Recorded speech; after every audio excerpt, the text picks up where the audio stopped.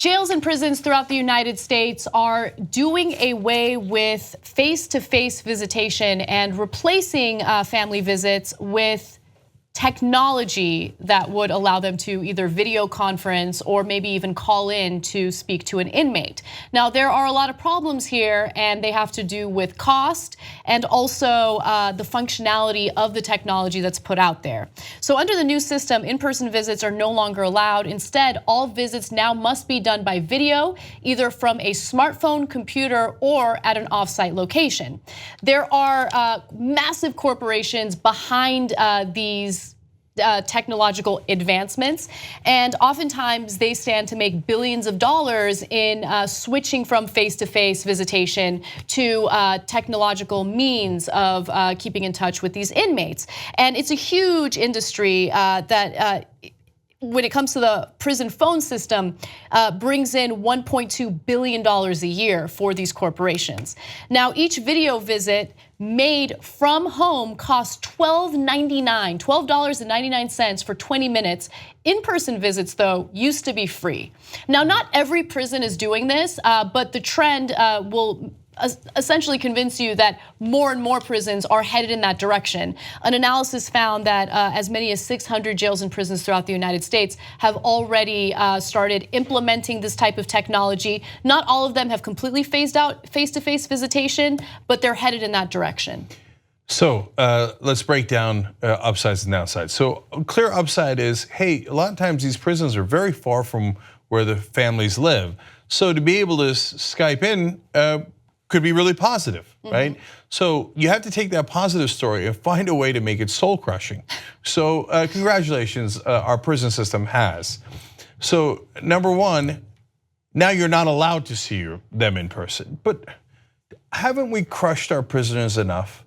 And I know that some of them have done terrible things, but other countries believe in rehabilitation. We in America have totally given up on that concept.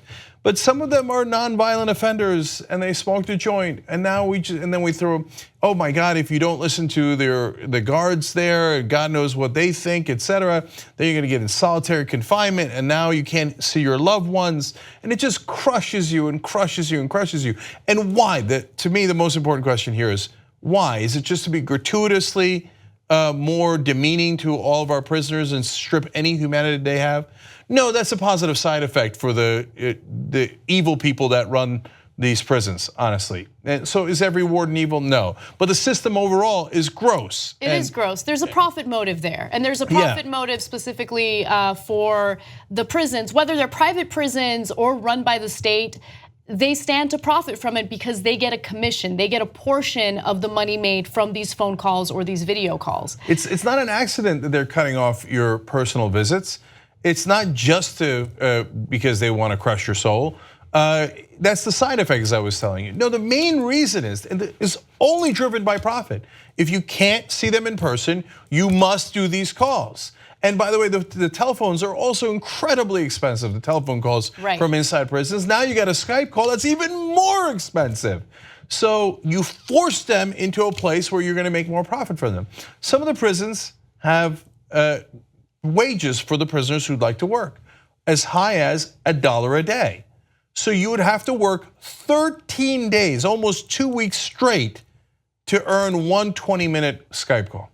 Right, and by the way, the people who pay for those calls in the beginning, initially, are the family members. So the family members are needlessly getting punished with this financial burden just to keep in touch with their loved ones who might be locked away for whatever reason. In some cases, criminal behavior, they might be dangerous to society. But as we know, in a lot of cases, nonviolent offenders who end up being hardened criminals because of their prison sentences. And by the way, just keep in mind that recidivism is something that everyone should care about, because we don't want people to continuously go back and forth, go to jail, get out, get incarcerated again, because we as taxpayers pay for that. So if you care about our resources being put to good use, we should focus on doing whatever is necessary to decrease recidivism and make sure that they have an easier time getting back into society. And the best way to do that is to ensure that they still have regular communication